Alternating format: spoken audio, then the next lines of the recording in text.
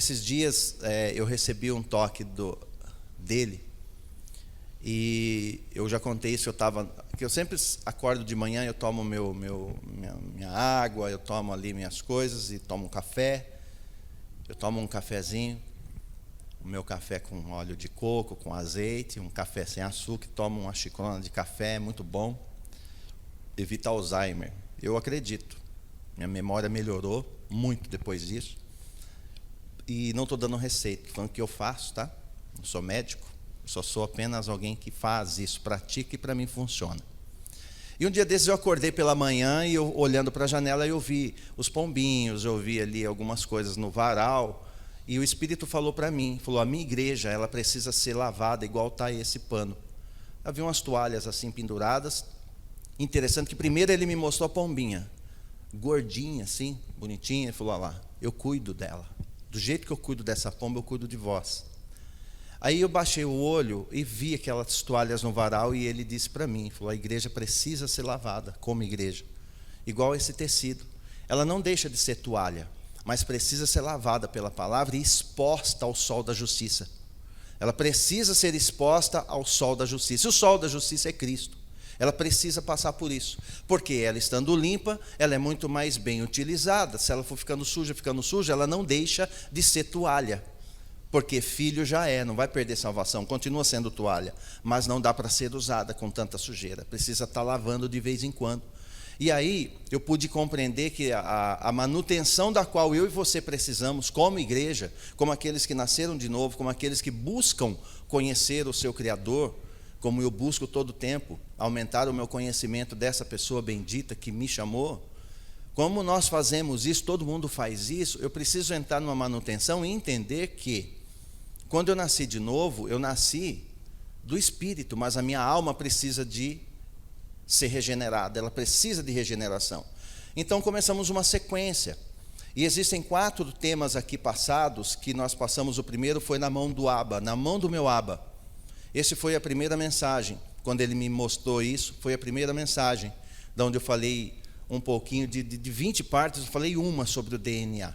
Eu tenho um estudo completo sobre DNA, e eu não sei. Deixa eu falar para vocês, tem estudos, tem palavra, que eu creio que eu não vou conseguir passar para a igreja, não vai dar tempo. É muita coisa, quanto mais você dá, mais ele entrega. Então, não acaba. E eu peguei uma fatiazinha bem pequena sobre o DNA divino, e falamos nessa mensagem, na mão do meu Abba, onde a gente vai falar exatamente sobre essa questão da minha origem, daquilo que eu preciso ser. Citei dos meus pais que já se foram, mas embora décadas que se foram, se pegar o material genético dele, vai comprovar que eu sou filho deles por causa do DNA. E isso não é obra humana, isso é divino. Falamos também na mensagem seguinte, era esse, peguei os temas, foi identidade dos filhos e seus benefícios. Então não é apenas eu ter a identidade de filho, mas entender que nessa identidade há benefícios que só os filhos desfrutam. Falamos sobre isso. Uma delas a gente sabe, lembra bem, que é herança. Herança é só para filho, só filho tem herança. Então falamos. Isso foi na segunda mensagem, depois desse dia. A terceira mensagem foi as 2 faces da verdade. A verdade da qual você foi salvo, que é Cristo. Cristo é uma verdade, que tudo que ele fez fora de você.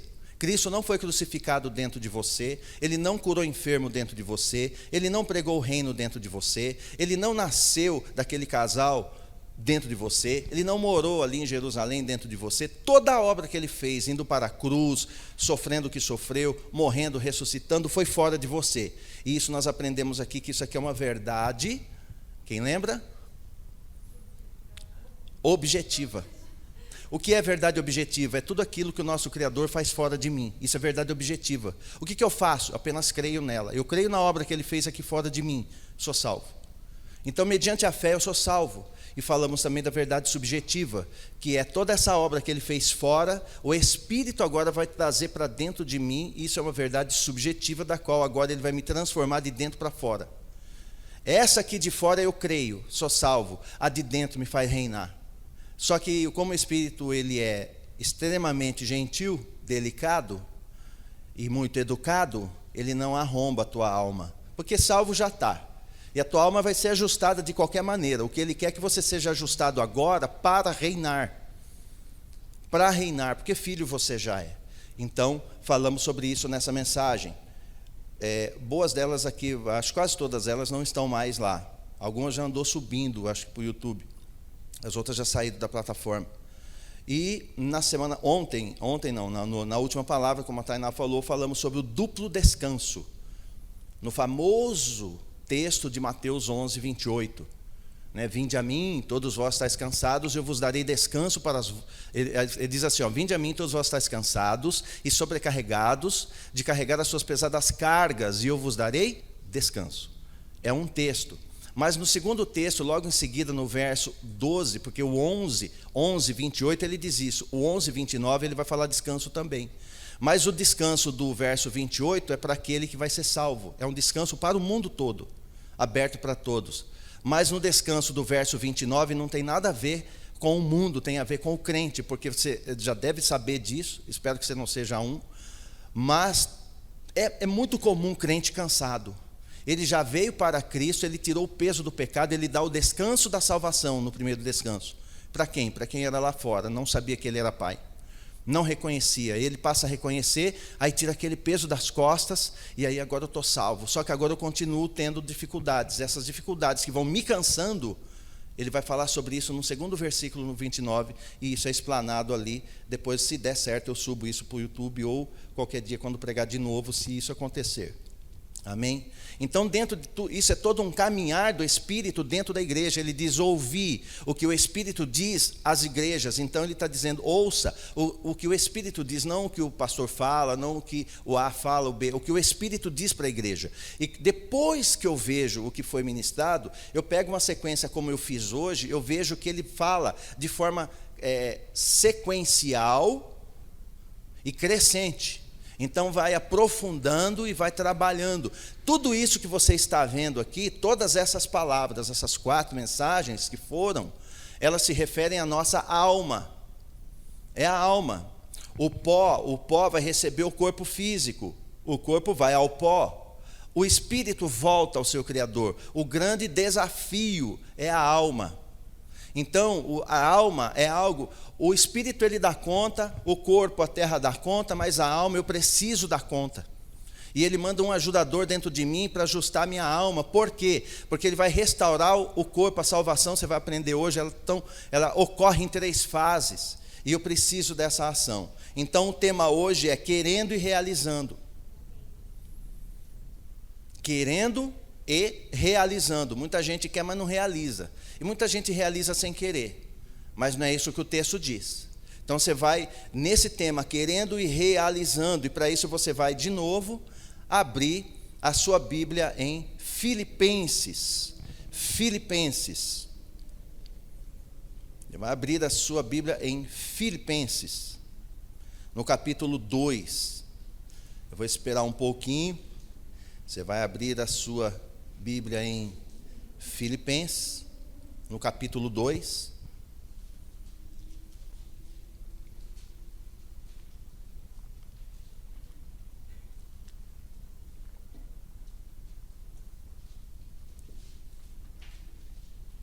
Para a gente ouvir um pouco o que ele quer falar conosco hoje. Um pouco, porque a gente não suporta que ele fale tudo.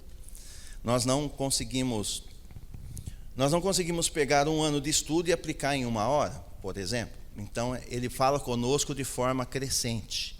Ele fala conosco de forma processual. Nós vamos ler Filipenses, no capítulo 2. Você vai para o verso 1 do capítulo 2 e vamos lê-lo. Filipenses 2. Esperar todo mundo achar. Todos acharam aí, Filipenses 2, o verso 1, o verso 1. Vamos ler? Então vamos lá. Diz assim o texto, Filipenses capítulo 2, verso 1. Portanto, se por estarmos em Cristo, temos algum poder, algum encorajamento de amor, alguma comunhão no Espírito, alguma profunda fraternidade e compaixão, completai a minha alegria, porque ela não está completa. Tendo o mesmo modo de pensar, o mesmo amor, um só espírito, uma só atitude. Ele fala de unidade aqui. Nada faças por rivalidade, nem por vaidade. Pelo contrário, cada um considere, mesmo que não seja, considere com toda a humildade as demais pessoas superiores a si mesmo. E cada um zele, não apenas por seus próprios interesses, mas igualmente pelos interesses dos outros. Ele está dizendo aqui para combater o egoísmo. E aí ele vai dizer mais: tende em vós o mesmo sentimento que houve também em Cristo Jesus, o qual, tendo plenamente a natureza de Deus, não reivindicou o ser igual a Deus, mas, pelo contrário, esvaziou-se a si mesmo, assumindo plenamente a forma de servo e tornando-se semelhante aos seres humanos. Assim, na forma de homem, humilhou-se a si mesmo, entregando-se à obediência até a morte, e morte de cruz. Por isso, Deus também o exaltou sobremaneira, a mais elevada posição, e lhe deu um nome que está acima de qualquer outro nome, para que ao nome de Jesus se dobre todo o joelho, dos que estão nos céus, na terra, debaixo da terra, e toda língua confesse que Jesus Cristo é o Senhor, para a glória de Deus Pai. Verso 12. Sendo assim, meus amados, como sempre obedecestes, não somente na minha presença, porém muito mais agora na minha ausência, colocai em prática a vossa salvação, com reverência e temor a Deus, pois é Deus quem produz em vós tanto o querer quanto o realizar, de acordo com a sua boa vontade. Amém? Até aqui a leitura hoje. Não leia mais, vai te confundir, que não é, o assunto vai mudar. É até aqui o assunto. Esse assunto aqui, ele é crucial, por isso esse tema, querendo e realizando, porque ele está dizendo que ele opera em nós, tanto o querer quanto o realizar. E isso vai intrigando. E Paulo é interessante que ele vai escrever para esta igreja de Filipenses de uma forma diferente. Para cada igreja ele escreve de uma forma, né? Por exemplo, a igreja de Éfeso. Para os Efésios, ele escreve para os Efésios, para apresentar quão grande Cristo é. Para os Efésios, você lê a carta de Efésios, você vai perceber que na descrição toda da carta, ele está falando com os Efésios quão grande Cristo é. Ele é maravilhoso, a sua gloriosa glória, a sua glória divina, como que é glorioso. Assim ele escreve para Efésios. Mas quando ele vai para Colossenses, ele vai falar para Colossenses, como vocês são privilegiados, porque Cristo glorioso está com vocês. Como que vocês são assim, devem ser gratos o tempo todo pelo privilégio de ter Cristo com vocês. E assim ele vai dando uma tônica para cada uma das cartas. Eu já tive vontade de ler as cartas, já faz algum tempo que eu estou aqui em Filipenses, não consigo sair do 1, do 2. Mas as cartas são muito importantes, e ele vai escrevendo para elas, porque elas representam a mim e você. Essas igrejas aqui descritas, são pessoas. São problemas que elas vivem que nós podemos estar vivendo também. E ele escreve então dessa forma. Para Éfeso declara a glória de Cristo, para Colossenses, o quanto o pessoal de Colossenses, a igreja que estava em Colosso, pudesse ser agradecida e se sentir privilegiada, porque Cristo caminha junto. Mas quando ele chega em Filipenses, ele vai escrever algo diferente. Para Filipenses, essa carta aos Filipenses, ele está dizendo assim para eles, ele não vai falar da glória de Cristo, né, porque Cristo, o glorioso, anda com eles. Para Filipenses, ele aqui vai chamar a atenção para que Filipenses viva as duas verdades do Evangelho, que é a verdade externa, ou seja, a verdade que está objetiva aqui fora da obra de Cristo, mas também a verdade subjetiva, que é a obra do Espírito. E ele vai repreender, porque na igreja de Filipenses havia uma briga. Duas irmãs brigaram muito. Havia duas irmãs aqui que brigaram e desestabilizaram toda a igreja de Filipos. Filipos, que foi uma igreja fundada na cidade de Filipos, daí porque a igreja de Filipenses, e na cidade de Filipos, fundada por Filipe, o macedônio, que é pai do Alexandre o Grande. Ele fundou a cidade. E Paulo foi lá, ganhou as pessoas para Cristo ali, algumas pessoas, estabeleceu a igreja, e está tudo muito bem, está caminhando.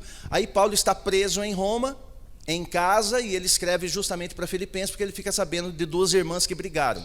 Quando duas pessoas se desentendem numa parte do corpo, toda aquela parte do corpo sente. A igreja estava ressentida, a igreja estava se encolhendo, ela não estava fluindo, ela estava sofrendo, a igreja estava perecendo por causa da briga de duas irmãs. Ele vai relatar isso lá no capítulo 4. Deixa eu ler aqui, não está no texto, só para você que pegou.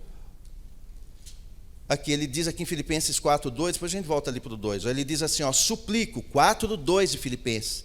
Eu suplico, ele está implorando, eu suplico para Evódia e Sintique que restabeleça a boa convivência no Senhor. Sim, eu peço a ti, leal companheiro de jugo, que as ajudes, pois ministram comigo na causa do Evangelho, juntamente com Clemente e com os meus outros cooperadores, cujos nomes estão no livro da vida. Então ele está dizendo, ele está suplicando, é a primeira carta que ele vai expor o nome de alguém. O pastor não deve expor o nome de ninguém, mas ele expôs. Ele expôs porque ele não estava presente, ficou sabendo, e ele manda alguém mandar uma carta para lá e expõe Evódia e Sintique, que fala, essas duas estão briguentas dentro da igreja, elas estão apodrecendo, elas estão estragando todo o convívio da igreja, elas estão estragando, e as pessoas estão sendo fermentadas por causa da briga das duas. E chega um momento no capítulo 4, que ele abre o jogo. Então quando ele escreve para Filipos, na cidade de Filipos, a igreja de Filipenses ali que estava ali, ele vai expor essa briga, então ele quer colocar a casa em ordem. E ali ele escreve então para Filipos. Então ele vai caminhar assim, para cada um ele fala uma coisa, para cada um ele expõe de uma maneira. Para a carta dos Filipenses ele diz dessa forma. Amém? Esse é só um breve resumo de tudo que tem acontecido até aqui. Mas vamos meditar um pouquinho só nesse capítulo 2, um pouco dele. Quando ele diz aqui no verso 2:2, volta lá, 2:2. Quando ele pede para completar a minha alegria, é porque ela estava incompleta, porque ele ficou triste de saber que estavam brigando, não estavam bem.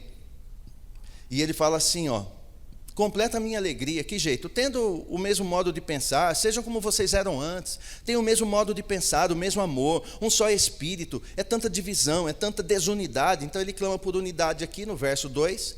No verso 3 ele diz, não faça nada por rivalidade, porque elas eram rivais. Havia uma disputa entre elas. Não faça nada por rivalidade nem vaidade, pelo contrário, cada um considere, mas considere o outro melhor. Ele dá um remédio, dá uma fórmula que, se eu considerar o outro melhor, mesmo que não é, mas eu considerando, eu estou defendendo a minha alma, e aí eu pego, simplesmente fico tranquilo, vou obedecer, porque afinal eu considero o outro melhor, e ele vai fazendo assim. E ele vai dando recomendação para zelar, não apenas por seus próprios interesses, lidando com o egoísmo. Ele dá o exemplo de Cristo aqui no verso 5 e em diante, ele vai falando do 5 ao 11, tudo da glória divina de Cristo. Só que, quando chega aqui no 12, o assunto aqui, ele vai dizer assim, os cristãos precisam resplandecer, eles têm que resplandecer. Não é uma questão de uma possibilidade, você vai pensar a respeito, não. Tem que resplandecer, o cristão tem que acender. Ele precisa ser luzeiro no meio das trevas. Precisa. Ele necessita resplandecer. E no verso 12, e aqui que eu quero conversar com vocês, porque todas as pregações anteriores que eu citei para você, a gente vai ajustando os textos. Porque, por exemplo, do vinde a mim, tem que ajustar, ele não está falando de uma língua só, ele está falando para o povo que veio, é sempre duas faces. Ele está falando para o povo lá fora que não o conhece, que o conhece e agora descansa, e para o povo que já anda com ele e está cansado, então ele dá dois tipos de descanso. Então a gente tem que ajustar esses textos, porque se eu ler ele simplesmente lendo, eu acho que é só ir até ele, descansar e boa, e pronto, tá bom. Não, ali é tudo esmiuçado. E esse aqui não é diferente. O verso 12 ele diz assim, sendo assim, meus amados, como sempre obedecestes, não somente na minha presença, porém muito mais agora na minha ausência, esta palavra aqui, colocai em prática a vossa salvação com reverência e temor, pois é Deus quem produz em vós tanto querer quanto realizar, de acordo com a sua boa vontade. Esses dois textos, ele divide a igreja. A igreja de Cristo na terra, ela se divide nesses dois textos. Tem muita gente que vai ler e vai entender de uma forma, outro de outra. Há uma divisão natural. Quando eu leio o verso 12, sendo assim, meus amados, como sempre obedecestes, não somente na minha presença, mas muito mais agora na minha ausência, coloca em prática, ou seja, começa a praticar, você começa a aperfeiçoar, vocês começam agora a agir de uma maneira diferente, ó. Mas olha o detalhe, essa palavra vem antes de uma outra complicada. Colocar em prática a vossa salvação. Quando lê isso, a ideia que se dá para uma parte da igreja é assim, tá vendo? Se eu não praticar, eu perco a salvação. Então, para eu manter salvo, eu preciso praticar, fazer tudo o que ele mandou fazer acima. Então, eu preciso, ele começa a entender assim, eu preciso pôr em prática. Aí eu começo, um lado da igreja começa a pôr em prática, porque é uma ordem. Ó, colocar em prática a vossa salvação. Parece uma advertência, você tem que aperfeiçoar aquilo que aconteceu. Foi salvo? Pois é, põe em prática isso agora, hein? Põe em prática, ele vai entender dessa forma. Satanás, ele é astuto em torcer as palavras. Há um texto que diz, todos os dias torcem minhas palavras. E a palavra do Altíssimo, ela é torcida, porque foi assim que ele fez com Eva. Ele torceu, é assim que o Senhor disse, ele disse para ela. Para torcer as palavras. Então, quando lê esse texto, muito da igreja, ela lê esse texto e começa a achar, eu preciso fazer alguma coisa urgente, eu tenho que fazer, eu preciso fazer, eu tenho que operar, eu preciso fazer, eu preciso agir, eu preciso operar dessa forma, operar daquela maneira, eu preciso aperfeiçoar a salvação, senão não vai estar certo, eu preciso fazer, porque o texto está dizendo, eu preciso pôr em prática, e começa um extremo tão grande de cobrança, que ele não dá conta. Não dá conta, não consegue. Isso é nocivo, é perigoso com essa linha de pensamento, porque você nunca vai conseguir pôr em prática tudo o que ele te pede. Nunca. Mas aí aqui dá essa entender e alguns começam a agir muito, fazer muito e se cansa na obra. E o pior é que se cansar na obra, você se cansa da obra. E depois você se cansa do que ele que é senhor da obra. Eu repeti a dinâmica do cansaço. Primeiro você se cansa na obra. Não adora mais como adorava, não canta mais como cantava, não quer participar como participava. Você está cansando da obra. Aliás, na obra. Você faz algo que você está cansando na obra. Então, eu estou cansado, não, hoje não tem outro para pôr na escala. Não dá para outro fazer, eu estou ficando cansado na obra. Daqui a pouco é expressado um cansaço da obra. O outro nível, depois de cansar na obra, você cansa da obra. E depois que cansou da obra, você vai se cansar de quem estabeleceu essa obra. E é onde muitos abandonam ministério, abandonam o pastoreio, abandonam a igreja, abandonam o seu próprio Criador por tabela. Quando deixa de fazer o que tem que fazer e usa essas desculpas, na verdade ele está já abandonando o Senhor da obra. Então o cansaço é perigoso, e se eu entender que esse texto está mandando eu ralar, eu preciso fazer muito para sustentar e manter a minha salvação, eu vou frustrar, eu vou ficar frustrado porque eu não dou conta, eu não consigo dar uma manutenção na minha salvação para ser salvo, para sustentar. Salvo eu já sou. Mas a grande maioria não entende que está salva, então ela acha que ela precisa, porque precisa, ele está dizendo, eu tenho que pôr em prática, eu preciso fazer, eu não estou conseguindo pôr em prática, eu não consigo fazer isso, eu não consigo evangelizar, eu não consigo falar do amor de Cristo, eu não estou conseguindo orar, e ele começa a se cobrar num nível tão grande, que ele vai ficar cansado, ele vai ficar exausto, ele vai ficar desanimado, na obra, depois da obra, depois daquele que o chamou para a obra. É um processo, muito sutil por causa de um entendimento errado. E não é isso que ele está dizendo, então é muito perigoso ir para esse extremo. Aí tem um outro extremo.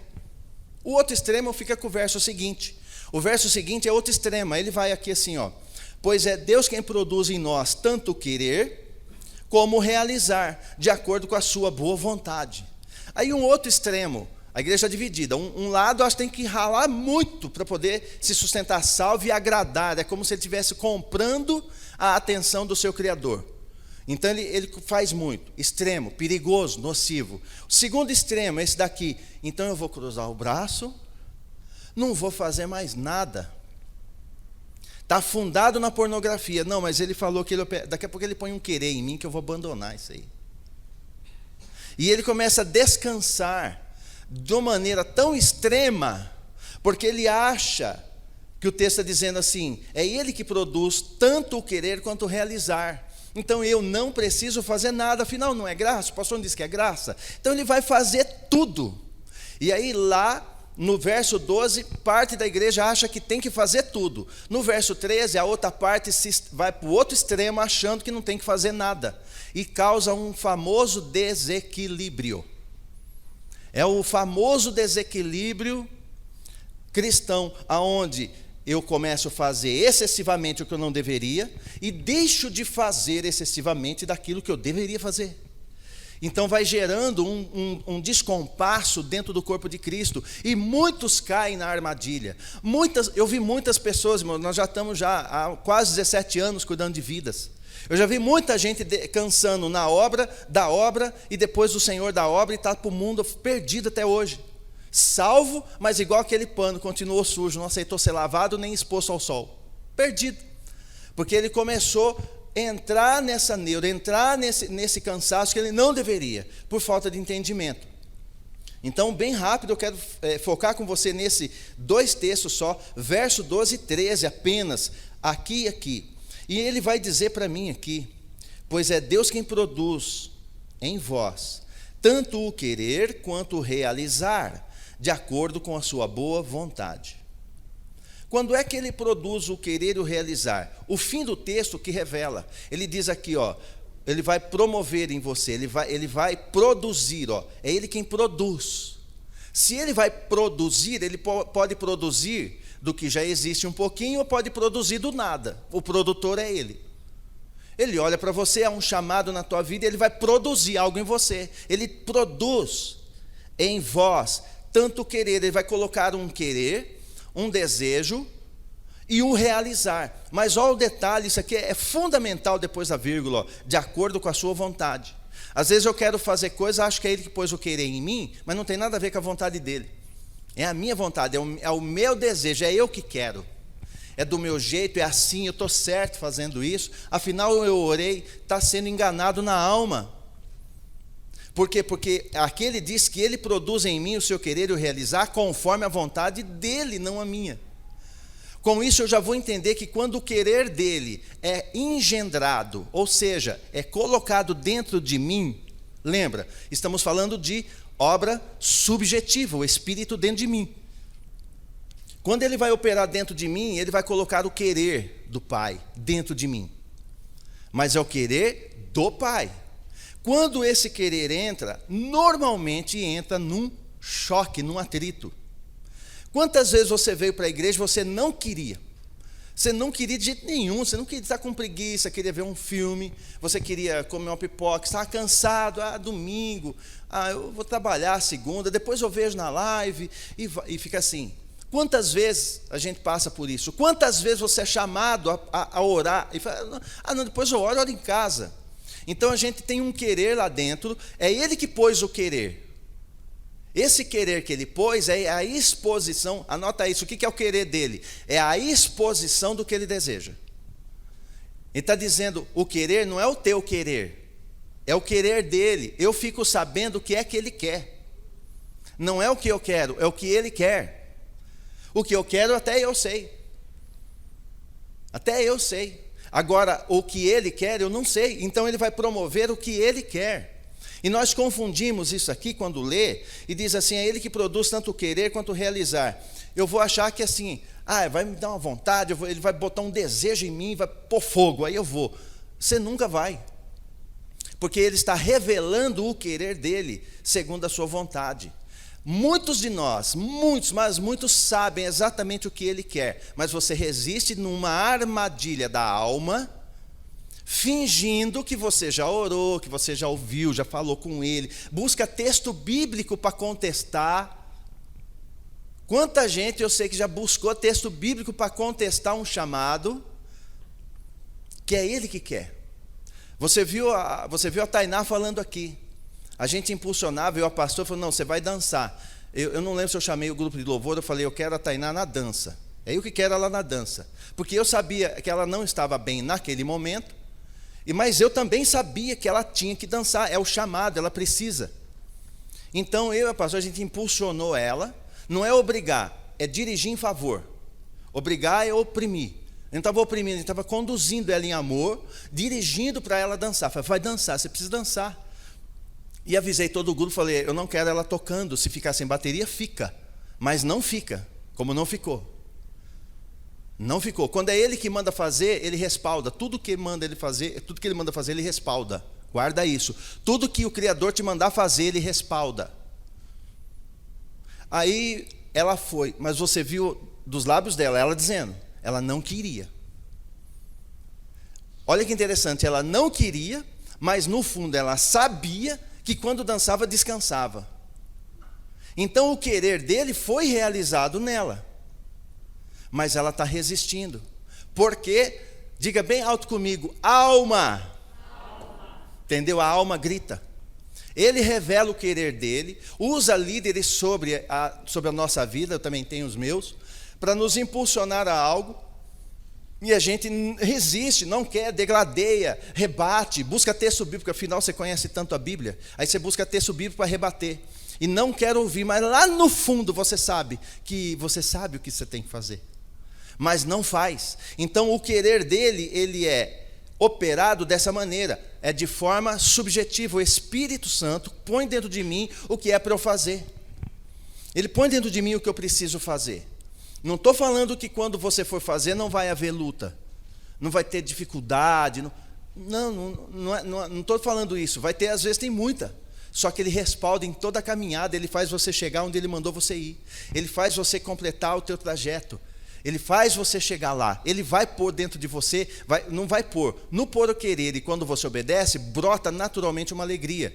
Essa alegria que brota chama-se, o que ela falou, descanso. Eu só descanso fazendo o que ele mandou fazer. Se você fizer muita coisa que ele não mandou fazer, você só cansa. O cansaço do crente é quando ele faz o que Deus não mandou fazer. Ele não quer fazer o que o pai mandou fazer. Ele se cansa, ele fica exausto, ele fica assim, ele faz tanto, e até cobra. Ele fala assim, mas eu estou fazendo tanto, não sei por que eu estou assim. Claro, está fazendo o que ele mandou. Ele mandou você levar um copo d'água. Você está orando, você está jejuando, você está pregando, você está indo para o mercado falar de Cristo, está fazendo tudo, mas era para levar um copo d'água. Então eu preciso entender o que ele quer de mim. O que ele quer de mim, para fazer o que ele quer. E para isso, como eu não sei, o Espírito Santo vem dentro, subjetivo, e revela a mim o seu querer. Aí quando revela, eu não quero. Não, eu queria pregar, eu queria uma oportunidade de levar água. Aí eu começo a brigar com o Espírito Santo. Quem é que está brigando? É a minha alma. Vocês estão entendendo o que é um ajuste de alma? Então eu preciso ajustar a minha alma. E eu vou falar já o porquê que isso aí é importante, é fundamental. É crucial ajeitar isso aqui, ajustar, alinhar. Pois é ele que produz em vós tanto o querer como o realizar. Porque, presta atenção, quando ele me chamou para o ministério da palavra, eu ganhava bem, era bem visto, eu era gerente de produção, eu tinha minhas oportunidades na área da qual eu atuava, não tinha profissional na minha área na época. Então eu ganhava muito dinheiro pela própria procura e a falta de oferta do profissional daquela área. Então, quando eu recebo o chamado, é ele que quer. Lá no fundo, eu sabia que eu ia ter que pregar o evangelho, eu sabia que eu ia ter que ministrar a palavra, eu sabia. Lá no fundo, eu sabia. Mas eu não queria. Ele põe o querer dele, mas o querer da minha alma começa a conflitar. A luta da carne e do espírito, eu começo a brigar. Eu não quero. Como é que eu vou viver? Como que eu vou fazer? Como que eu vou... Eu não tenho nem Bíblia direito. Esse povo que prega tanto, esse povo fala bonito demais, esse povo daí dá estudos, esse povo tem pilhas de diploma, esse povo faz curso daqui, esse pessoal tem muitos idiomas e conhece... a gente começa a arrumar muleta para não fazer o que ele mandou fazer. Só que o texto é completo. Ele diz assim, ele opera tanto o querer, ou seja, ele põe dentro de você o que ele quer. Se, e somente se, eu passo a obedecer contra o meu querer para fazer o querer dele, o realizar está no caminho. Tanto que eu estou aqui ensinando vocês a palavra, coisa que eu achava que era impossível, não tinha como. Devo ter mais de 20 Bíblias de idiomas diferentes em casa, de versões, estudo o dia inteiro, mergulho na palavra e descanso fazendo isso. Eu descanso pregando. Eu sou igual águia. descansa enquanto voa. Então, eu descanso fazendo o que ele mandou fazer.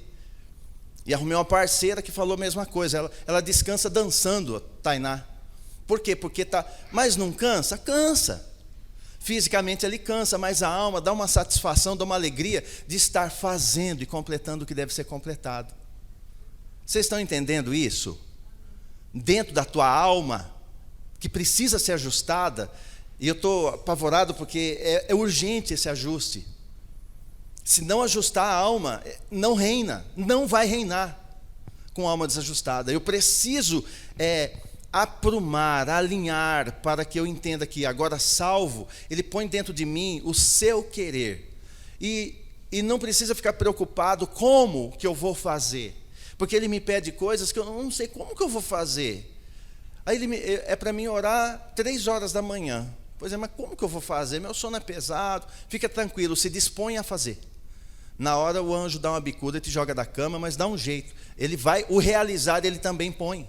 Então ele simplesmente põe tanto o querer como o realizar. Só que neste intervalo ele vai respeitar até um certo ponto o meu querer, porque é a minha alma. O espírito já está pronto, a carne é fraca, o espírito está pronto, o corpo vai para o pó. A alma é o grande problema a ser resolvido, porque ela está num processo de regeneração.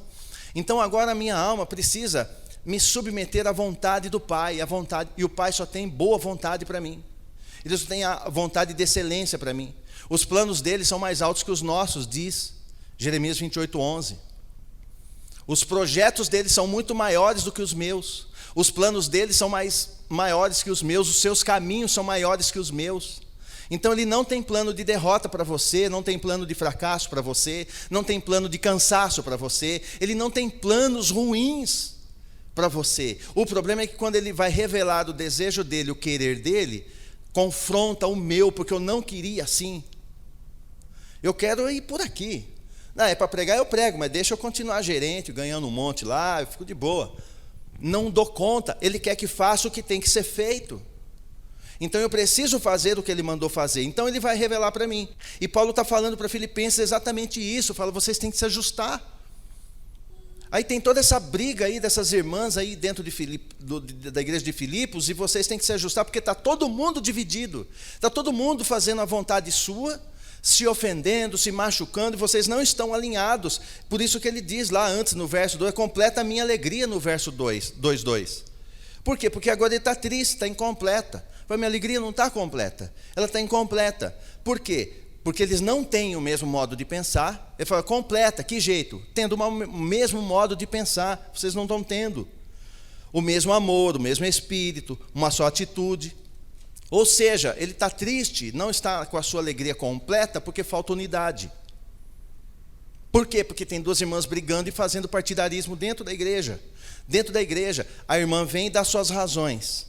Aí a Evódia vinha e dava suas razões para meia dúzia. Essa meia dúzia, pronto, é do partido dela. Aí a Cinti, que ia do outro lado, ia arrumar pelo partidarismo, uma meia dúzia lá. Aí aquela meia dúzia dali discordava da daqui. Aí esses 2 aqui fermentou a igreja por causa da briga de 2 irmãs, Evódia e Cinti. Então Paulo está preocupado, ele está dizendo, vocês precisam voltar à mesma prática, voltar a entender quem é que ordena na igreja, quem é o governo, o cabeça da igreja. E precisa voltar e recuperar e voltar a agir como agia antes. E aí ele vai dar essas palavras e diz assim, meus amados irmãos, vocês sempre me obedeceram, não só na minha presença, e muito mais agora na minha ausência. Ou seja, estou precisando muito mais que vocês obedeçam agora na minha ausência. Lembrando que Paulo é uma figura nesse momento de Cristo. Você está vendo ele aqui? Ele não está. A pessoa do Espírito habita em mim e em você. Você vai ver ele face a face um dia. Ele não está. E é como se ele usasse a palavra de Paulo, dizendo, é ele falando para nós, dizendo para nós, para todos que ouvirem. É como se ele estivesse dizendo assim, completa a minha alegria.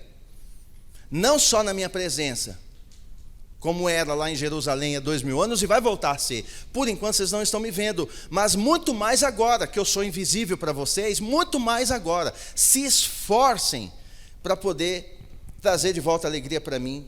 E diz assim: muito mais agora, coloque em prática a vossa salvação. O que é pôr em prática a salvação? Já está salvo. Não é para sustentá-la. Quem sustenta a salvação é Ele. É pôr em prática agora para começar a fazer a vontade dEle, porque a visão agora é reino. Então você tem que pôr em prática. Faz o quê? Tudo que ele falou antes na carta. Tudo que ele fala antes na carta é para pôr em prática. E ele fala: porque é Deus quem produz em vós o querer. Ou seja, vocês vão saber certinho o que eu quero. Ele vai produzir em você o meu desejo. Ele vai pôr no teu coração que você precisa fazer parte da comunhão do corpo. Você precisa ser um só espírito, falar uma só língua. Você precisa amar o irmão. Você precisa fazer isso. Precisa fazer, mas eu não sei como. Fica tranquilo. Se você entendeu e começar a obedecer, por isso que ele diz, obedecer, aí ele vai realizar. Como fazer, ele também me ajuda. Então eu preciso ter um equilíbrio de entender que ele vai me pôr o que ele deseja, mas aí eu preciso também entrar em linha com o querer dele e começar a fazer mesmo que eu não queira. Mesmo que eu não queira, eu preciso fazer. E enquanto eu estou fazendo, aí ele vai realizando. Vou dar um exemplo prático. Vamos para um exemplo prático. Um exemplo prático. A gente precisava de um violão na igreja. Esse violão. Eu precisava urgentemente de um violão na igreja. Nós aqui do pessoal do louvor, precisava de um violão bom, um violão que desse uma resposta boa. Não tem recurso, não tenho o que fazer, mas ele pôs no meu coração, precisa pôr um violão. Tem que pôr um violão na minha casa. Quem toca já tem. Tem 3, 4 que tocam. Põe um instrumento bom ali. Eu falei, então, mas como? Ou seja, lá no fundo eu sabia que era para pôr um violão aqui. Você vê, eu sabia, eu tinha que pôr um violão. Mas se eu olho para recurso, se eu olho para o momento, se eu olho para a situação, eu não vou fazer a conta. Não tem como eu fazer essa dívida, tá difícil. Aí eu ia começar a argumentar. Sabe que argumento que eu usaria? Eu não usei, porque eu já sei disso, eu não usei, mas eu poderia usar, sabe qual argumento? Eu ia para a oração, falava, mas o Senhor não fala na tua palavra que precisa sentar e fazer os cálculos para não ser envergonhado? Eu ia argumentar usando a palavra com o meu coração, sabendo o que eu tinha que fazer. Nós fazemos isso, a nossa alma é manhosa. Ela usa essas artimanhas, usa a palavra para combater a palavra que Ele colocou no teu coração para fazer. Então faça o que Ele te mandou fazer. E aí eu fui e comprei o violão. Já pagou 80% do violão. Como? É Ele, porque Ele põe o querer, mas o realizar é por conta dele. Ele falou, mas eu tenho que obedecer nesse meio. Eu preciso obedecer, então eu tenho que submeter. O meu querer eu não vou endividar agora, de jeito nenhum. O violão era R$1.300, R$1.400, R$1.500 ficou com tudo, num momento que não podia. Humanamente falando, mas ele pôs o querer. E o violão está aí. E está quase quitado. Então eu preciso compreender que quando ele põe um querer em mim, eu tenho que executar. Por quê? Na hora que eu ponho o pé para fazer, o recurso está no meio desse propósito. Dificilmente eu vou ter recurso no início. O recurso vem no meio do propósito, no meio da caminhada. Quando eu começo a caminhar, o recurso começa a aparecer. É assim que funciona. O reino é assim. Então você tem um planejamento que você sabe lá no fundo que veio dele, mas você começa a olhar para as circunstâncias humanas e esquece que foi ele que pôs, e aí você não vai. Então eu preciso compreender isso, eu preciso dar para ele o meu querer, eu preciso entregar isso para ele. Mas deixa eu terminar com essa parte aqui, que eu acho de suma importância, para você compreender por que essa palavra é tão importante assim. Ele põe em você o querer, você precisa fazer. Eu creio que você já entendeu que é importante fazer a vontade do Pai. Amém? Já entendeu? Quando o homem peca e ele cai, quem é que morre primeiro? O seu espírito. Tá, como assim morre se Adão ficou de pé? Espiritualmente ele morreu, porque morte é separação. Morte, ele foi desconectado da vida de Deus, ele foi desconectado da vida do Pai, foi desconectado da vida do seu Criador. A sua vida espiritual acabou ali. Quando ele desobedeceu, lembra, o homem é alma vivente, possui um corpo espiritual e um corpo físico. Quando ele come do fruto em desobediência, ele peca. O pecado fez com que ele morresse espiritualmente, porque qual era a palavra? Não coma do fruto, porque do dia que comeres do fruto, certamente morrerás. Eu não vou te matar, mas você vai morrer, porque não pode desobedecer. É você que vai se matar sozinho com o teu ato de pecado.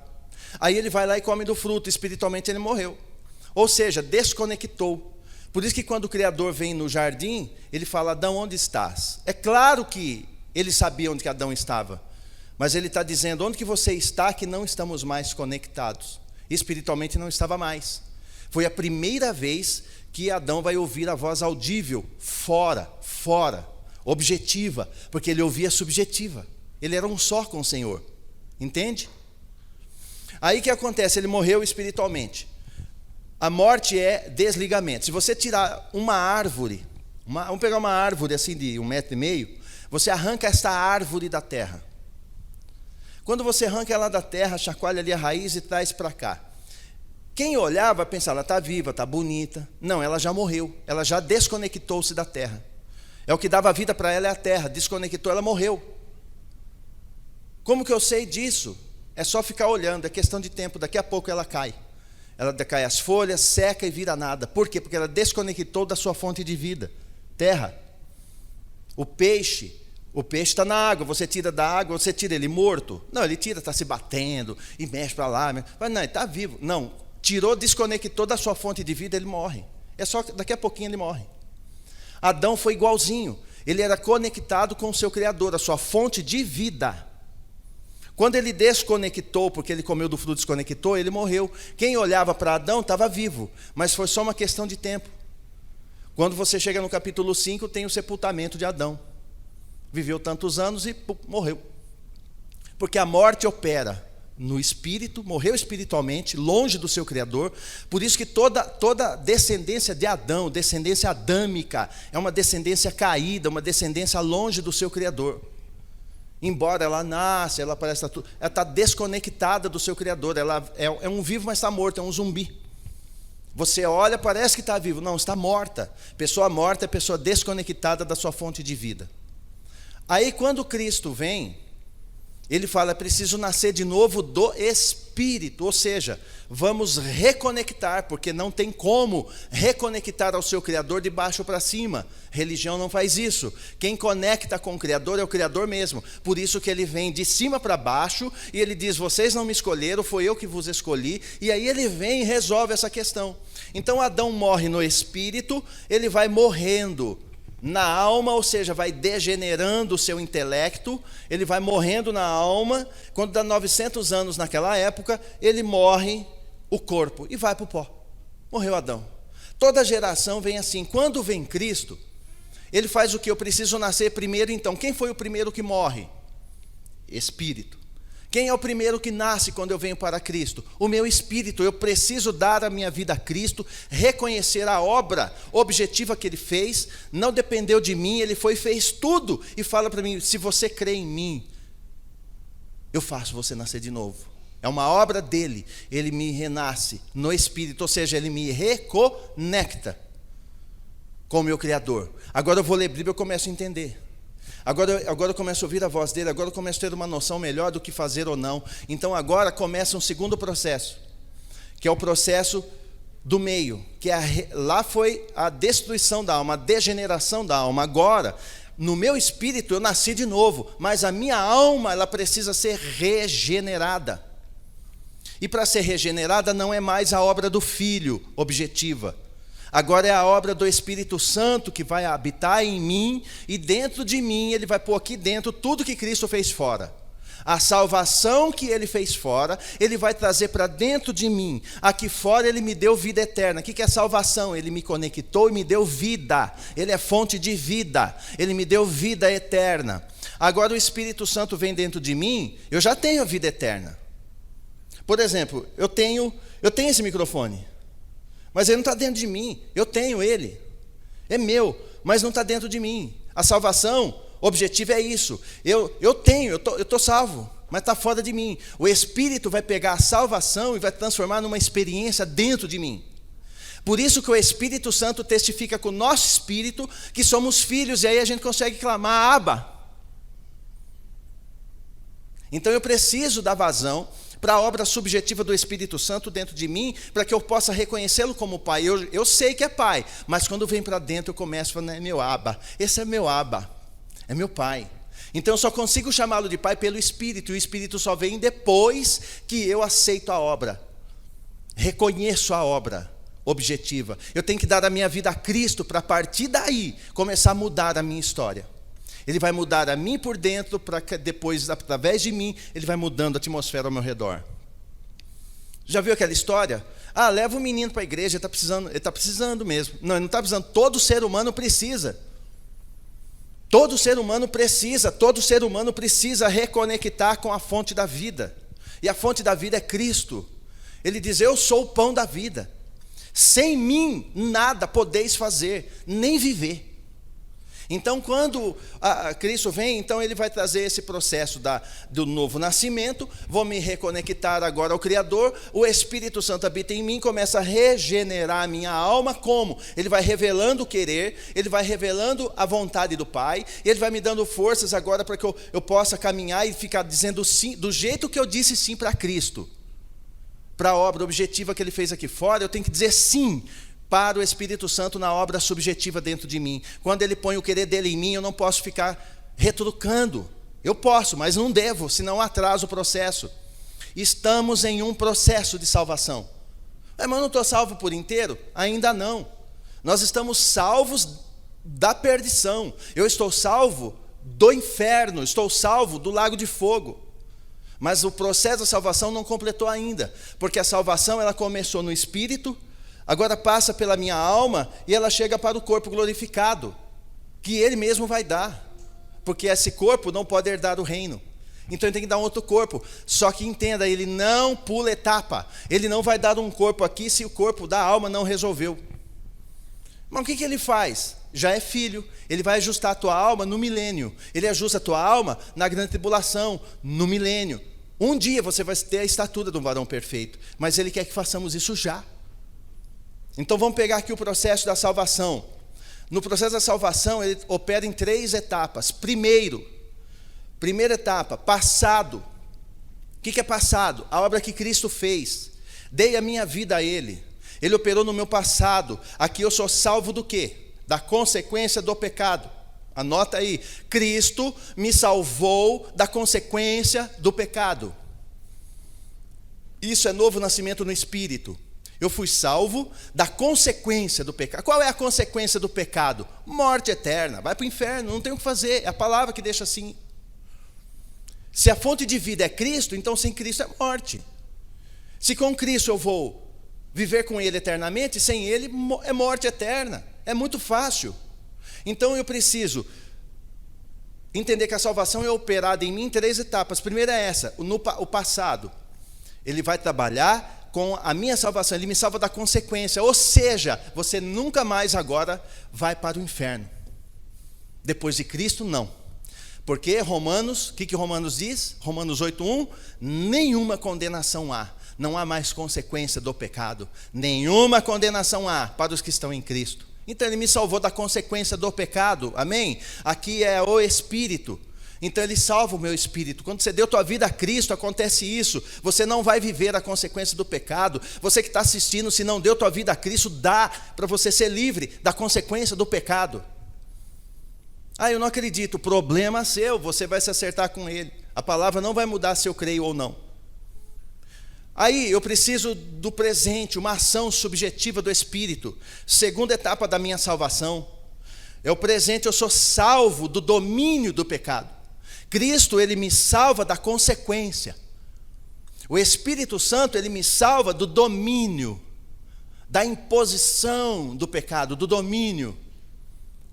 Porque mesmo salvo, o pecado vem na porta, quer dominar. Ele quer obrigar. O cara é crente e está fundado no que não deve. Ele é crente e está fundado na fofoca, fundado na pornografia, fundado em tudo que não presta, fundado em dívida, fundado em sonegação. O povo pensa que pecado no reino, o pecado para o crente, ele foi reduzido para uma coisa só: sexo. Só isso. Parece que pecado é só sexo, é só adultério. Não, o pecado é tudo. O pecado é falar mal do outro, o pecado é dever para o outro, o pecado é mentir para o outro, é pecado. Tem muita coisa que é pecado, difamação é pecado, falta de amor é pecado, pecado é errar o alvo. Pecado é errar o alvo. Só que esses pecados que eu estou te dizendo, se eu fui livre da consequência do pecado, Cristo me salvou. Mas eu continuo praticando essas coisas, eu estou resistindo, eu não quero mudança de vida, eu entendo quem Ele é, ponto, nasci de novo do Espírito, mas eu sou resistente. Sou resistente, vou continuar infiel, tudo bem. Só que agora todos esses pecados não me condenam mais, porque Cristo já livrou da condenação. Mas eu tenho consequências que eu teria se eu não tivesse Cristo, que agora não terei mais. Porém, com o Espírito, eu estou sendo dominado. Mesmo salvo é dominado. Você conhece crente que não consegue abandonar certos pecados? Pois é, ele está sendo dominado pelo pecado. Então eu preciso ser salvo por dentro, na obra, agora que ela é de dentro. E a parte mais difícil ficou com o Espírito Santo, porque ele vai brigar com a minha alma. Agora ele vai trazer para mim o querer, vai me ajudar no efetuar, ele é meu ajudador, ele faz tudo para mim.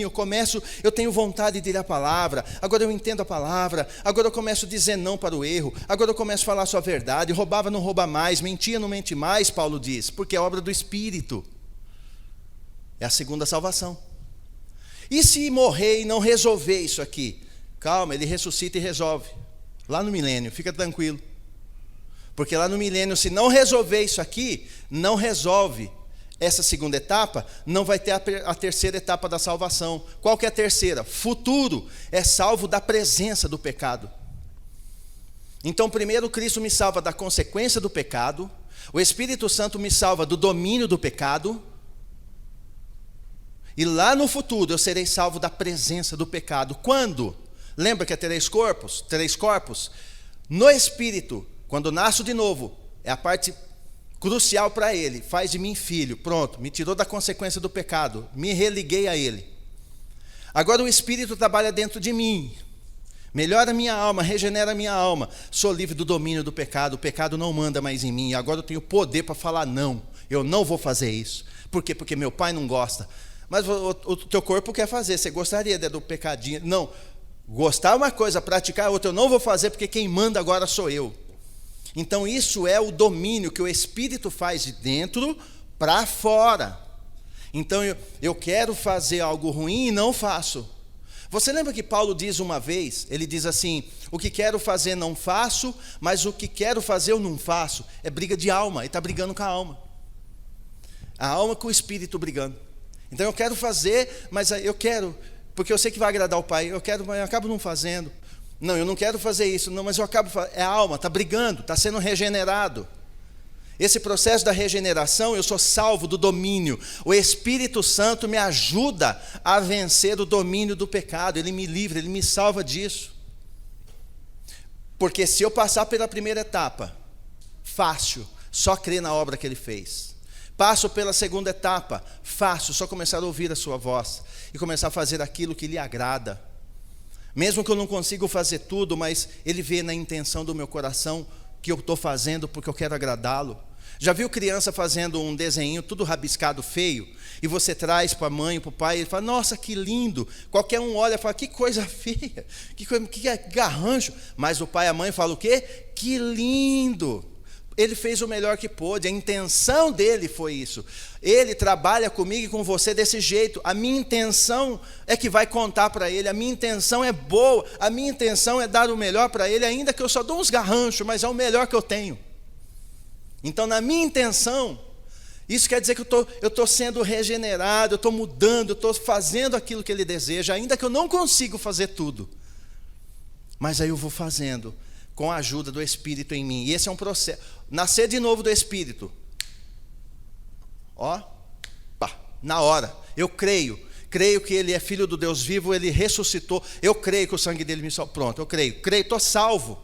Agora começa o processo da segunda etapa da salvação, que é presente. É todo dia.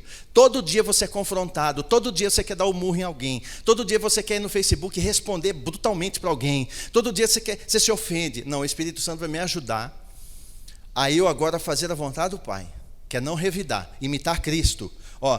Tende em vós o mesmo sentimento, verso 5, que houve também em Cristo. Ou seja, ele vai te ajudar agora, sentimento aqui dentro. Ele vai te ajudar a você ter o mesmo sentimento que Cristo. Vão falar mal de você? Deixa que o Pai responde. É difícil, pois é. Eu preciso agora, o pecado não manda em mim. Eu vou lá chorar sozinho no pé do Pai e Ele vai ficar contente. É o rabisco que eu vou levar para Ele, mas Ele vai gostar. Se eu passar por essa segunda etapa, a terceira etapa é Ele me dar um corpo glorificado. O que é corpo glorificado? É um corpo em glória, é um corpo do qual a presença do pecado não tem mais nenhum poder. Acabou-se. Não tem mais presença do pecado. No corpo não há mais presença do pecado. Então, por que eu preciso disso tudo? Por causa disso. Livre da consequência do pecado, Cristo, nasci de novo do Espírito. Salvo do domínio do pecado, o Espírito Santo, trabalhando dentro de mim, subjetivamente, para que eu receba um corpo glorificado. Ok, não deu nada certo disso, nasci de novo, e aí não deu nada certo e caminhou. Vai receber um corpo também, imortalizado. Por quê? Porque você precisa ser regenerado na alma ainda, tua alma não está boa. Você morreu teimoso, você abandonou, não fez o que devia fazer, mas não deixa de ser filho por isso. Você virou um nada, tinha tudo e virou um nada porque disse não para Ele. Não fez a vontade dEle, fez só a sua. Então se prepara, o milênio vem vindo aí. Ali Ele vai dar um corpo, se morreu Ele dá um corpo imortalizado. Se está vivo Ele transforma num corpo imortalizado. O que é corpo imortalizado? É o corpo que Cristo tinha quando Ele ressuscita. Ele ressuscitou e fica 40 dias na terra, com um corpo chamado corpo imortalizado. Por isso tinha ferida. Por isso Ele chega para Tomé e fala: Tomé, toca aqui, Tomé. É eu mesmo, sou eu. O corpo está imortalizado. 40 dias. Por que 40? Por que 40? 40 é uma prova completa. Ele está sendo provado, ele está representando a igreja que vai ficar. Ele está representando aqueles que vão ser disciplinados. Ele está representando os filhos que precisam de vara. Ele está representando uma igreja que fica num período completo para uma regeneração da sua alma. Ele dá um corpo imortalizado. Lá no fim, aí vai receber também um glorificado. Mas aquele que desde já se submete à voz do Espírito, a fazer a vontade do Pai, como ele diz, que opera em mim o querer e o efetuar, e eu só falo amém. Eu falei amém para Cristo. Seja o vosso sim, sim, o vosso não, não. Então você fala sim para Cristo e fala sim para o Espírito. O sim para Cristo é aqui fora, o sim para o Espírito é aqui dentro. Cuidado com os passos errados dentro do reino. Pode atrasar décadas. Não são anos não, são décadas da tua vida. Pega todas as oportunidades que o Espírito está te dando para regenerar a tua alma. Ele coloca algumas coisas difíceis para eu ir exercitando a minha alma ficar mansa. E a minha alma tem que ficar dominada, ou domada, ou governada, uma melhor palavra, pelo Espírito. E aí eu começo a ficar parecido com Cristo. Amo mais, oro mais, compreendo mais. Não é só empatia, é amor mesmo. É imitação, vou imitar o meu mestre. Sozinho eu não consigo. Abra sua Bíblia em Lucas e eu vou acabar aqui. Abra lá em Lucas, primeiro, para você entender na prática. Eu vou mostrar para você como funciona na prática. Lucas primeiro aqui. Você vai entender. Lucas no capítulo 17. Eu vou te mostrar na prática. Vamos para a aula prática. A aula prática. Como que funciona isso na prática, pastor? Eu vou te mostrar aqui. É fácil? Não é. Mas o Espírito te ajuda em todas as coisas. Ele te guiará em toda a verdade. Lucas capítulo 17. Abra aí. Lucas 17.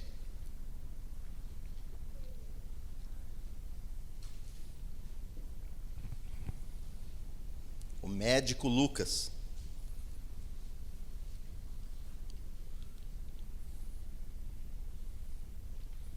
Todo mundo achou? Lucas 17. O verso que você vai ler comigo tem tudo a ver com o que você ouviu até agora. Tá? É o versículo 3. Tende cuidado de vós mesmos. Pensa assim, você já está salvo e ele está dizendo, tende cuidado de vós mesmos. Se o teu irmão pecar contra ti, repreende-o. E caso ele venha a se arrepender, perdoa-lhe. E se contra ti ele pegar 7 vezes por dia, ao dia, e por 7 vezes vier a ter contigo, dizendo, arrependo-me do que fiz, perdoa-lhe. Verso 5, diante disso pediram os apóstolos ao Senhor, aumenta a nossa fé.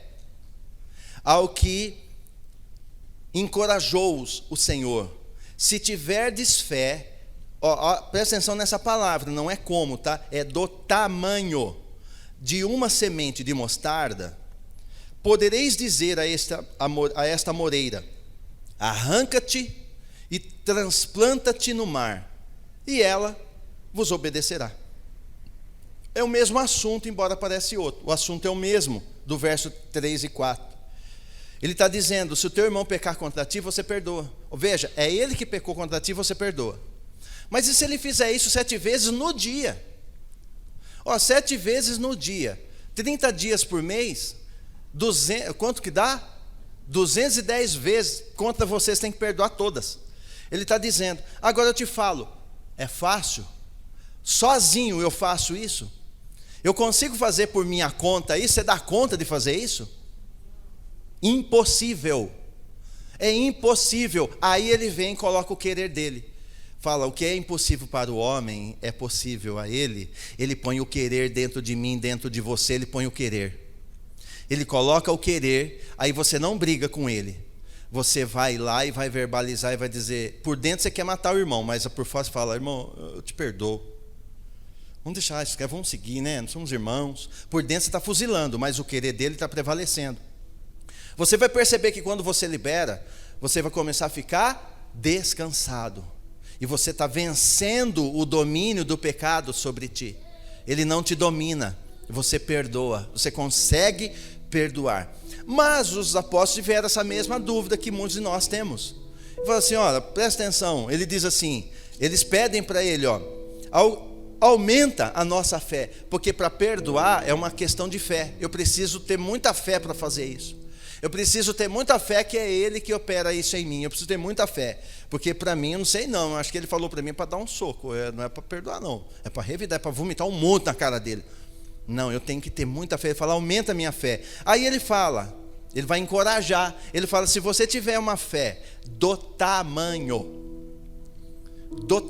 sabe que o grão de mostarda talvez seja uma das menores sementes da natureza, e ele fala, a fé não precisa ser do tamanho de uma melancia, ela pode ser do tamanho de um grãozinho, de uma sementinha de mostarda. Então não é o tamanho da fé que conta, é a continuidade dela. É eu não desistir de crer, não desistir de fazer, não desistir de dizer sim a Ele, porque nesse processo Ele vai me ajudando, ainda que ela seja pequenina, no pouquinho que tenho de fé, e eu não abro mão dela, eu continuo e vou caminhando, porque a própria sementinha, daquele tamanho, ela é capaz de produzir uma enorme hortaliça. É isso que ele está dizendo. Então, se eu tiver, ainda que seja do tamanho de um grãozinho, mesmo assim, aí o Espírito me ajuda. Por que eu preciso de fé? Porque eu estou falando para você que você tem que perdoar certas pessoas. Eu estou falando. Aí você precisa ter fé para acreditar que é Deus falando. Se você não tiver fé, você não vai perdoar essa pessoa. E para eu perdoar, eu preciso ter fé. Se eu não tenho fé, eu não perdoo. Por isso que ele fala, aumenta a nossa fé. Ele falou, meus queridos, vai para os seus 12, falou, se você tiver, for do tamanho de um grãozinho de mostarda, e vai fazer um estrago. Vocês vão falar aqui para a moreira, para ela se mover, arranca-te e transplanta-te no mar, e ela vos obedecerá. Agora, se você tiver, nem que for um grãozinho, agora, não é assim, não, eu tenho fé, mas aí ele tem uma outra palavra aqui que é chave. Ele diz assim, o verso 6, tá? Ao que encorajou-os o Senhor, se tiverdes fé do tamanho de uma sementinha de mostarda, tem uma vírgula, aí ele diz assim, podereis dizer, diga, falar, porque a fé fala. Então, se você tiver uma sementinha pequenininha de fé, você crê pelo menos um pouquinho, você vai abrir a boca, agora vem o efetuar. Você vai abrir a boca, não vai brigar com o Espírito, você vai abrir a boca e vai falar, eu te perdoo. Você abre a boca, e aí ele diz assim, aí o que vai acontecer? A amoreira aqui, em pauta, diz, arranca-te e transplanta-te no mar. E assim ela vos obedecerá. Ou seja, vai acontecer grandes coisas numa pequenina palavra, que eu abrir a boca e dizer: eu perdoo. Esquece, vamos caminhar. Esquece, eu te perdoo.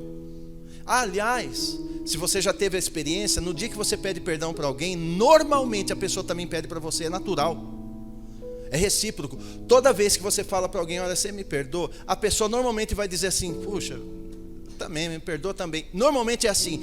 Por que não acontece com tanta frequência? Pela dureza do coração. Não deixa o Espírito trabalhar subjetivamente na alma e você fica arranhado, você fica assim. Pode acontecer o rapto hoje, você fica aí, vai ser ajustado lá depois. Então eu preciso deixar o Espírito trabalhar comigo, dentro de mim, para fazer a vontade dele, que é revelada a mim, porque o querer dele é revelado a mim, e o efetuar também. E ele diz: o querer e o efetuar segundo a vontade dele, nunca minha, é a dele. Mas você vai ver que quando fizer a vontade dele, você viu a Tainá dizendo, quando fez a vontade dele dançando, qual foi o resultado? Ela usou duas palavras: descanso e felicidade. Tem muito crente infeliz porque não ouve a voz do Espírito, não faz o que ele mandou. Tem muito cristão infeliz, muito cristão cansado, porque resiste, não quer fazer o que ele mandou fazer. E eu preciso fazer, eu preciso que alguém me ajuste, me ponha no prumo. Às vezes eu preciso de ajuda. Lembra da Evódia e da Cinti, que ele pede para os irmãos, fala: ó, vocês aí, ajudem elas, porque tem que resolver isso aí, elas não estão dando conta, precisa ajudar. Ajuda. Então eu preciso entender que o que ele está fazendo comigo é isso, operando em mim o querendo, querendo e realizando, é o tema, querendo e realizando, operando em mim o querer e o realizar. Então eu preciso ajustar a minha alma, porque o meu objetivo é um só, é reinar com Cristo, porque salvo todos já somos. Deu a vida a Cristo, você está salvo. Do quê? Da perdição eterna. Você foi salvo da consequência. Mas não basta só isso, eu quero que a obra da salvação seja completa, também na minha alma. Mas não lá, eu quero que seja já. E para ser já eu tenho que me calar para muitas coisas, e tenho que falar muitas coisas, segundo a vontade dele. E o corpo, olha que interessante. Termina aqui para a gente cantar um louvor e eu orar, para que você leve isso para casa. O Espírito é por conta dele, ele faz por completo. E apenas creio e ele me faz nascer de novo. O meu corpo é por conta dele. O corpo físico, ele vai ressuscitar, ele vai dar um corpo glorificado, é por conta dele. Agora a alma é em parceria com o Espírito Santo. Eu tenho que entender que ele é meu amigo, ele é meu advogado, ele é meu ajudador, ele é meu consolador. Então eu preciso ser amigo dele. Eu preciso me dobrar e fazer uma parceria com ele, e ser bem sincero com ele. Falar: Espírito Santo, é assim, eu não estou dando conta, eu já sei, eu não vou mentir, eu não vou ser hipócrita, eu sei que a tua vontade é essa, mas eu sei que o Senhor sabe que eu não dou conta, eu não dou conta. Providencia alguém para me empurrar, faz alguma coisa, porque eu quero, a intenção, eu quero fazer o que o Senhor deseja, eu quero, mas eu não estou dando conta, eu não estou dando conta. E aí não adianta você cruzar os braços e pensar assim: bom, agora ele faz o querer e efetuar. Não, eu não estou dando conta, ele vai insistir com esse querer e eu vou ter que dar meu passo. Eu tenho que caminhar, agora é comigo. Então, só sobrou para mim. Um dia desse o Antônio falou para mim, na oração, falou: pastor, eu estava vendo lá em casa, assim, o pastor falou um negócio, é verdade. E aí eu estava vendo, o pastor me corrige se não for assim, mas era assim. Ele falou assim: o espírito vai voltar, né, para o Pai, o corpo ele vai para o pó, porque está falando em Eclesiastes que o corpo vai para o pó. Então o nosso problema é a alma, deixou só esse problema e a gente não dá conta de resolver. E se nós tivéssemos que cuidar dos três, é só da alma e a gente não dá conta, é um corpo só e não dá conta. Não dá mesmo.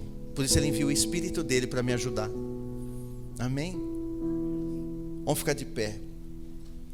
Por hoje já está bom, porque essa ministração hoje é a quinta, eu não sei até onde vai, até onde ele quiser, mas ele quer. E se ele está tendo essa pressa, esse empenho, essa dedicação conosco de ajustar nossa alma, acredito eu no meu espírito que logo acontece a levada da igreja. E ele quer levar o máximo possível de pessoas com a alma ajustada.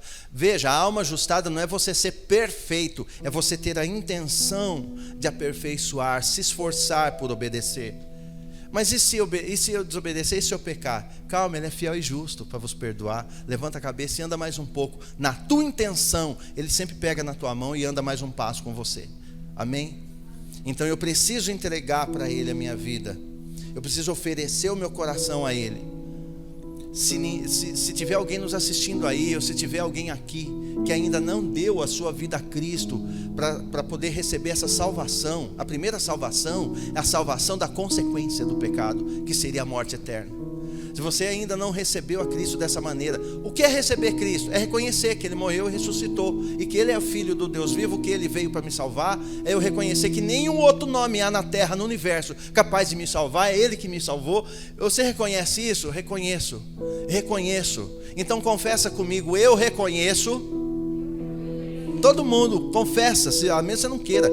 Diga assim: eu reconheço que Cristo veio em carne, viveu, morreu, foi sepultado, mas eu creio que o Pai, ao terceiro dia, o ressuscitou, e Ele é Rei, porque Ele subiu aos céus, e num breve momento Ele voltará para buscar os filhos que Ele gerou no Espírito. Assim, eu entrego o governo da minha vida para Ele, e agradeço a Ele por me livrar da consequência do pecado. Fica assim de olho fechado. Depois você ouça essa canção, depois você canta um pouquinho e entenda: nascer de novo é só fazer isso com fé, crer. Eu creio. Como que eu faço? Eu creio, só creio, eu creio. Isso que eu falei é verdade, eu creio. Ok. A salvação você não precisa entender, é só crer. Então cante, ouça essa canção um pouquinho, depois você pode ir cantando junto, não precisa esperar acabar, mas ouça o início, porque o início é muito importante. É um desejo, é um quero meu para Ele.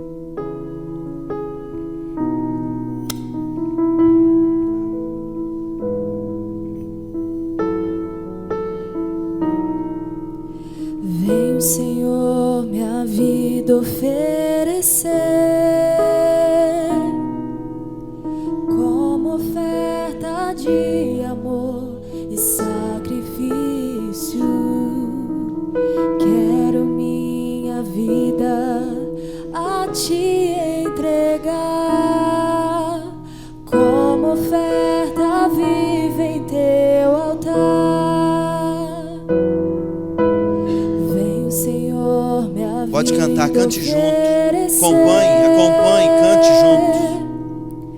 Como oferta de amor e sacrifício, quero minha vida a Te entregar como oferta viva em Teu altar.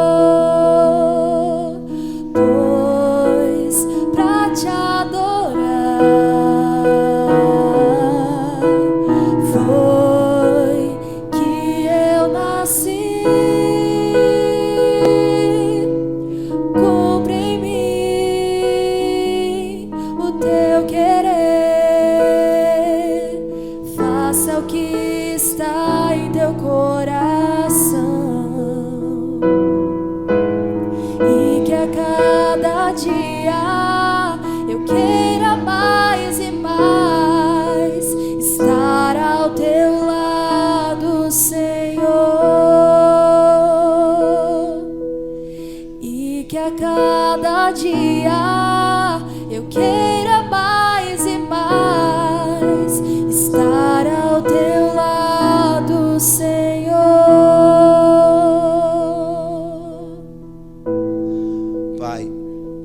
Eis a tua igreja, Senhor.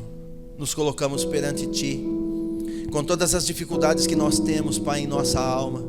Nos submetemos à obra do teu doce Espírito, a tua obra subjetiva dentro do nosso coração, nos ajudando, nos possibilitando, nos habilitando a ter domínio sobre o pecado, dando sim a ele. Estamos dando sim ao teu Espírito para nos tornar melhores, para nos tornar parecidos com Cristo, para nos tornar uma representação viva de Cristo na terra, para nos tornar luzeiros no meio das trevas, para nos tornar embaixadores de Cristo nessa terra, para que possamos desde já reinar sobre o nosso querer, a nossa vontade, que muitas vezes carnal. Obrigado, Pai.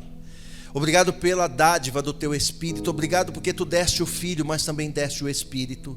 Obrigado porque tu deste o Filho para me salvar, dando a mim uma salvação da consequência, mas também me deu o Espírito para me salvar do domínio do pecado. E eu sei que breve um novo corpo tu darás também. Obrigado, Pai, porque tudo que temos e somos ou fazemos, dependemos de ti. E eu quero orar por todas as famílias, Pai, nesta hora. Eu sinto um privilégio muito grande. Eu sinto um peso de privilégio. O privilégio também pesa. Eu sinto um privilégio, um peso de privilégio, o regozijo de poder saber tudo isso, o regozijo no meu espírito de saber todas essas coisas. Mas ao mesmo tempo eu fico, Pai, olhando para as famílias, olhando para as igrejas, olhando para os ministros, olhando para irmãos no mundo todo, que talvez não conheçam isso, estão cansados, estão sofrendo, famílias cansadas, famílias sofrendo, famílias sendo diluídas, sendo destruídas, Pai, famílias sendo esmagadas porque deixa a alma gritar, mas não entenderam, eles não sabem, eles não são participantes ainda. Então, Pai, atenta para essas pessoas. Clamamos pelos desvalidos, clamamos pelos que estão sofrendo, clamamos pelos enfermos inclusive de alma.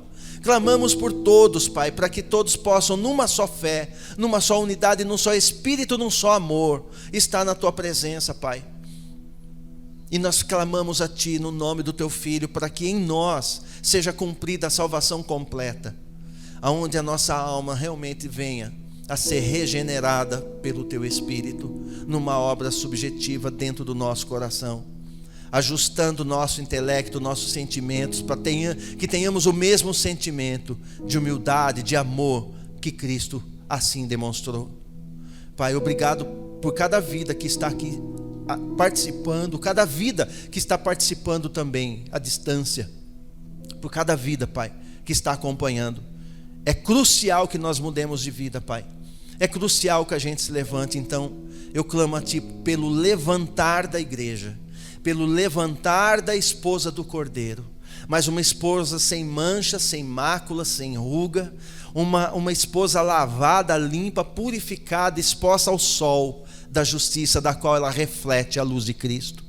Assim eu clamo por cada um, por cada filho, por cada mãe, por cada pai, por cada parente perto ou longe. Nós clamamos nessa hora para que haja uma intervenção do alto, do Teu trono, porque o homem não dá conta, mas Tu vais além. Então que no teu poder, que vai além, possa intervir nessa hora nas vidas, Pai. A começar das nossas, para que a gente seja melhor a cada dia que passa, e que de glória em glória, de vitória em vitória, possamos expressar a Cristo no nosso dia a dia, e o Teu nome ser exaltado, ser glorificado. Obrigado por essa noite, obrigado pela vida de cada irmão desse lugar, cada irmã, cada visitante, cada pessoa que caminha, que acompanha de perto, de longe, cada pessoa que se alimenta, que tem comido, Pai, dessa palavra.